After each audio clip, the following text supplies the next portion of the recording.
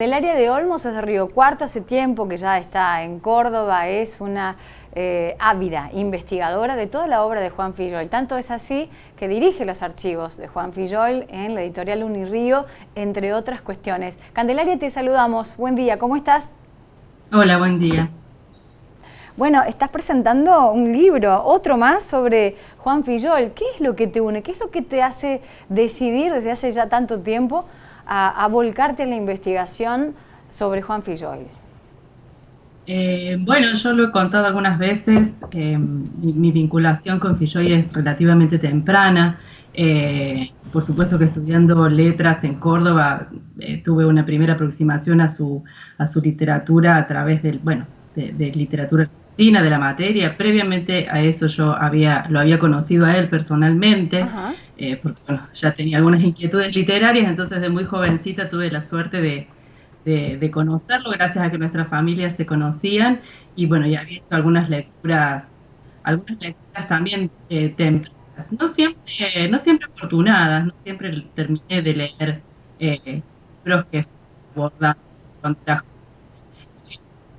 A ver que se entrecorta un poco la comunicación. ¿No siempre terminabas de leer las obras, decías, Candelaria? No siempre terminaba de leer cuando era adolescente, Ah, porque no es un escritor que sea tan...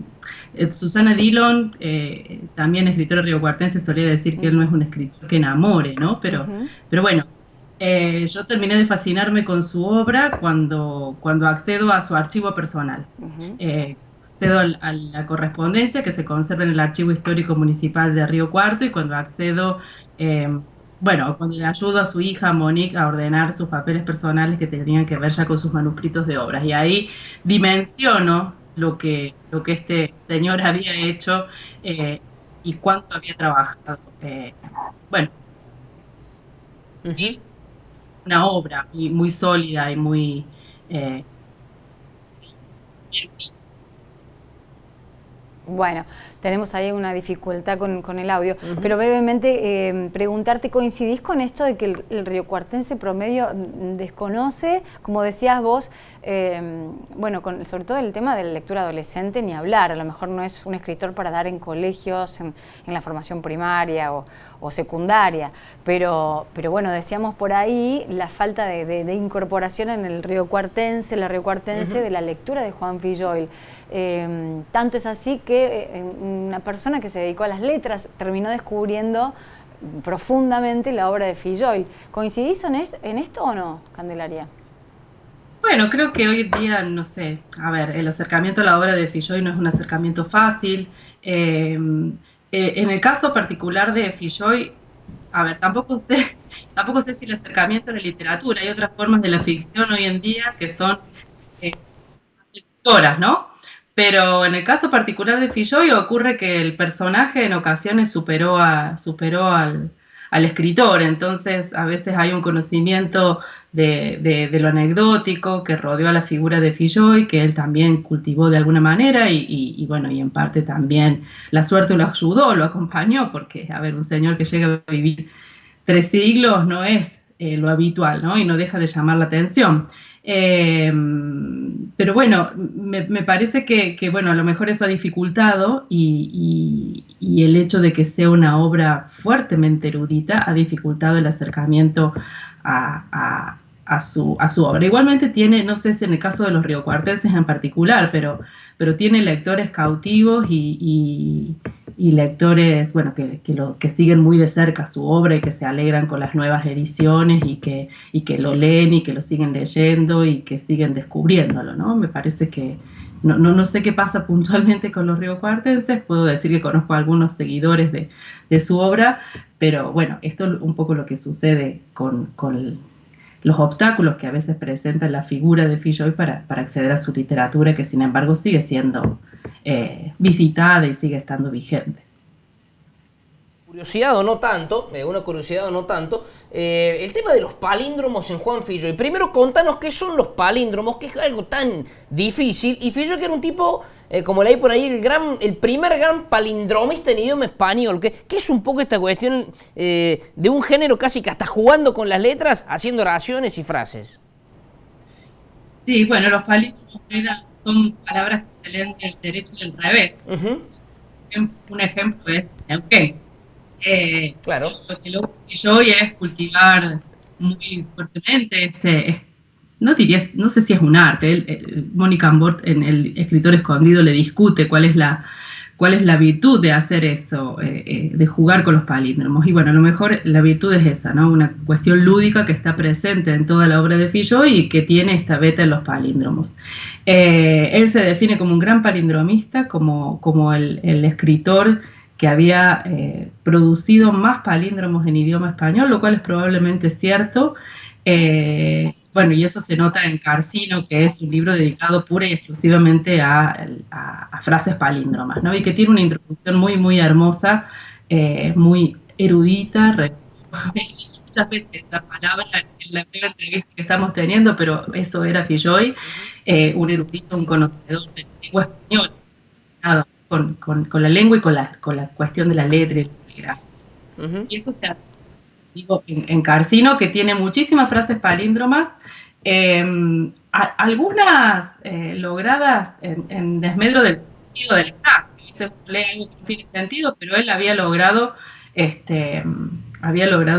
construir palíndromos muy extensos, lo cual es todo un arte, una virtud, digamos, ¿no? Un ingenio que requiere cierta dedicación.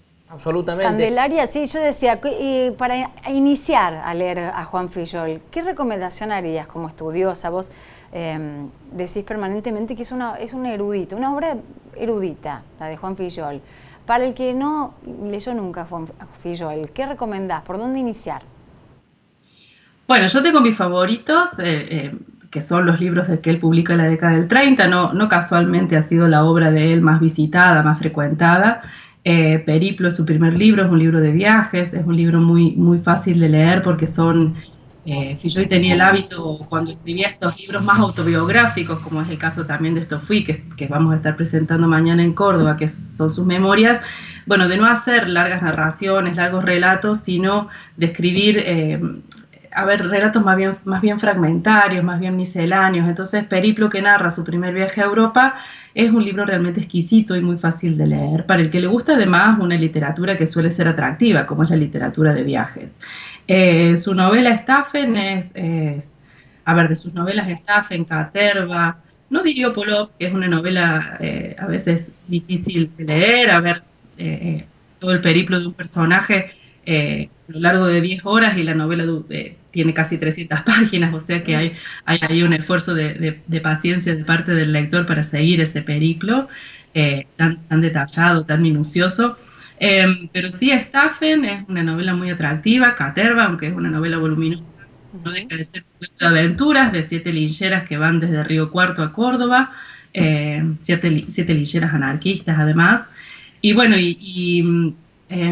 me parece que la Potra, que es una novela ya de los 70 también, es muy interesante. Susana Dillon, alguna vez yo le pregunté, bueno, ¿cómo hacemos para que los más jóvenes lean a Filloy? Y ella andaba, no sin pertinencia, la lectura de Balumba, que es un libro de poemas muy, muy irregulares, muy buenos, no tantos, algunos más vanguardistas, otros más clásicos, pero ella recomendaba la lectura de una sección que se llama Libidine, que son una serie de poemas prostibularios. Acá maestros y padres pueden saltarme la yugular, pero son poemas muy divertidos y que por ahí seducen a los más jóvenes, ¿no? Como hay una cosa ahí de vulgaridad y de juego. Candelaria, ¿qué vinculación había de Filloy y Cortázar? Digo, ¿qué relación había? Era no sé si personal, digo, pero llegó a qué niveles. No llegó a ser personal hasta donde yo sé, y sí, bueno, es muy conocido que Cortázar lo cita en Rayuela, ¿no? Que uno de los personajes, Oliveira, le pregunta a la maga, bueno, ¿qué será de la vida de Filloy, che? Y menciona la lectura de Caterva, o sea que Cortázar lo había leído, ¿no? Pero no llegó a haber una relación personal. Decimos también de la vida de Juan muy vinculada a la cuestión social, ¿no? Recién mencionamos cuestiones del boxeo, con talleres de Córdoba mismo. ¿Dónde ubicas que sea alguien o haya sido alguien tan polifacético al margen de, bueno, su cuestión literaria, que es su cuestión por excelencia, pero que haya ampliado tanto en la vida social, bueno, de comienzo del siglo anterior o promediándolo? Sí, bueno, él fue todo un gestor cultural, ¿no? Un tipo muy activo. Yo cuando digo que me impacté con su archivo, en parte era impactante darse cuenta de la cantidad de cosas que este señor había hecho en tan poco tiempo, ¿no? En un momento él está escribiendo 1 o 2 novelas, 1 o 2 libros, tiene ya en prensa, estoy pensando en la década del 30, ¿no? Y lo que se deja traslucir, por ejemplo, a través de su correspondencia. Está escribiendo 1 o 2 libros, tiene uno en prensa. La impresión de sus libros él la sigue muy de cerca, decide desde el tipo de letra que se va a usar, pasando por la tapa que va a llevar el libro, las diseña él, digamos, bueno, y mientras tanto a lo mejor estaba pensando en la fundación del Museo Municipal de Bellas Artes de Río Cuarto en el año 33, ¿no? Creo que, bueno, yo tengo una hipótesis que tiene que ver con que él venía de un hogar relativamente humilde, él debe ser el primer universitario de su familia, hijo de padres inmigrantes, y bueno, había hubo todo un trabajo de parte de él para posicionarse en el campo literario y en el campo cultural, y eso requería no solamente de escribir, sino de realizar otro tipo de actividades también culturales, ¿no? Vinculadas a bibliotecas, vinculadas por ahí a instituciones deportivas, como decías vos recién. Efectivamente, él está vinculado a la fundación del Golf Club en Río Cuarto, pero también de la Alianza Francesa, también bueno, como decía recién, del Museo Municipal de Bellas Artes. Talleres de Córdoba. Y bueno, y también antes en Córdoba, ¿no? Había sido bibliotecario, y desde la Biblioteca Popular Vélez Arfiel él impulsa la fundación de un club de ajedrez en la misma biblioteca, impulsa cursos para quienes frecuentaban la biblioteca, sobre todo para quienes integraban equipos de fútbol que habían actuado en beneficio de la biblioteca para algún tipo para recaudar fondos, digamos. Es un promotor cultural. Y bueno, eso tiene que ver un poco con posicionarse él en un campo cultural, pero también, bueno, con permitir que otros tengan acceso. Claro, la accesibilidad, que él no tuvo, ¿no? En su primer momento. Candelaria, ¿cómo lo recordás? Recién describías que, bueno, sus familias se conocían, tuviste la oportunidad de encontrarte con él un par de veces, ¿y cómo lo describirías en el tete-a-tete, personalmente? Bueno, él no tuve la suerte de verlo un par de veces, solamente una vez, y el recuerdo personal era, bueno, yo era muy jovencita, era una adolescente, en ese momento tenía yo también mis inquietudes literarias, y él, bueno, a través de nuestras familias, él había accedido a leer algunas de las cosas que yo había escrito, y bueno, las calificó, las leyó. ¡Qué emoción que te califique Juan Filloil! Con una nota que iban del 1 al 10, como si fueran composiciones escolares. Y bueno, y en una conversación en su biblioteca de la Casa de la Carlota, me hizo una devolución muy generosa de lo que yo había escrito. Esto yo sé que lo hacía con mucha gente que le acercaba cosas, a veces no personalmente, pero vía postal, y en ese sentido creo que era muy generoso, ¿no? Muy puntilloso en sus devoluciones también, y bueno, no sé, después mi recuerdo está impregnado de un montón de... Está contaminado no por lo que yo recuerdo de ese encuentro personal, sino también por, bueno, otros encuentros que he tenido con su correspondencia, con lo que se ha escrito sobre él, con lo que ha escrito el periodismo, con lo que han escrito otros estudiosos. Entonces, bueno, nada, el personaje que yo tengo de Filloy, el recuerdo que tengo de Filloy está un poco teñido de todos esos discursos que circulan alrededor de él, ¿no? No, y Y por eso te queríamos preguntar acerca de, si no podemos dejar de preguntarte por la nota, del 1 al 10, ¿cuál fue la que te puso Filloil? Pero él era muy generoso. No me puso un 10, no recuerdo si había algún 10, pero 8 y 9 había. Bueno. Alguno me dijo, mira, esto lo tenés que cajonear y dejarlo guardado, y bueno, nada, yo lo cajoneé y nunca más lo volví a sacar. Qué importante, un tesoro ese, realmente para vos, que ahora estás al mando del archivo de Juan Filloil de Unirío, bueno, entre tantos escritos y presentaciones e investigaciones que continúas haciendo sobre él. Así que el agradecimiento por acercarnos un poco más a nuestro Juan Filloil permanentemente, allí desde Córdoba, donde elegiste vivir. ¿Desde hace cuánto tiempo, Candelaria? No sé, ya llevo más tiempo viviendo en Córdoba que en Río Cuarto, como hace casi 20 años.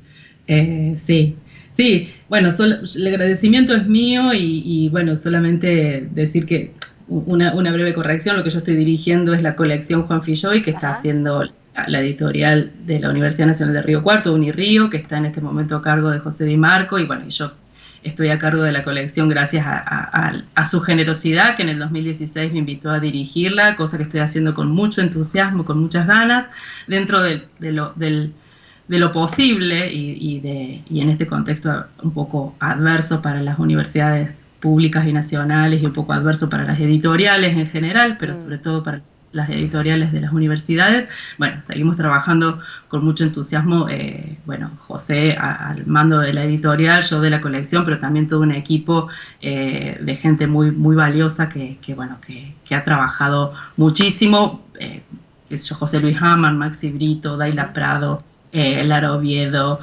Carolina Sabino, Daniel Ferniot, bueno, toda gente que está trabajando muchísimo y muy bien desde la editorial, y en el caso particular de esta colección, bueno, nada, creo que ese trabajo se ve reflejado en los últimos libros que hemos editado, y en particular en Esto Fui, que son las memorias de Filloil, que ese es también un muy buen libro para entrar a Filloil, porque ahí conocemos un Filloil que no es tan habitual, ¿no? Un Filloil niño, porque son sus memorias de infancia. A Filloil siempre lo conocimos viejo, siempre lo conocimos centenario, siempre lo conocimos grande, y yo digo, bueno, que es un erudito, pero ahí es un erudito que deja su erudición a un lado y se pone a hablar de sus recuerdos de niño, de una infancia ya, de un tipo de infancia que ya no existe, ¿no? De niños que andan en jardineras y a caballo y que se bañan en el río Suquía, bueno, en una ciudad que ya no existe, pero bueno, que es muy, muy entrañable, es un texto muy, muy hermoso, bueno, y que ya hemos presentado en la Feria del Libro de Río Cuarto, en Buenos Aires, y mañana será la presentación en Córdoba. ¿Mañana en dónde es, Candelaria, la presentación? Mañana es a las 19 horas en Rubén Libros. No me pidas la dirección porque no sé. Bueno, para a veces decir Rubén Libros es como decir nada, el Patio Olmos. Todos sabemos dónde queda, pero bueno, nada, iba a ser a las 19 horas. Bueno, ya era hora de que fuera el turno de Córdoba, que es además una ciudad a la que Filloil se dedica en este libro, ¿no? Perfecto. Bueno, muchísimas gracias por el contacto, Candelaria. Gracias. No, gracias a ustedes. Suerte mañana.